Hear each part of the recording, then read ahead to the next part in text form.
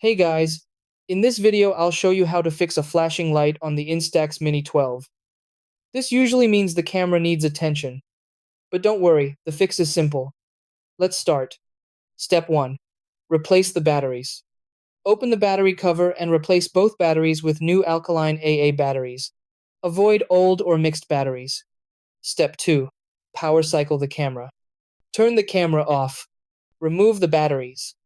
Wait 10 seconds, then put them back in and turn it on again. Step 3. Check the lens position. Make sure the lens is fully extended to the on position. If it's stuck, gently turn the camera off and on again. Step 4.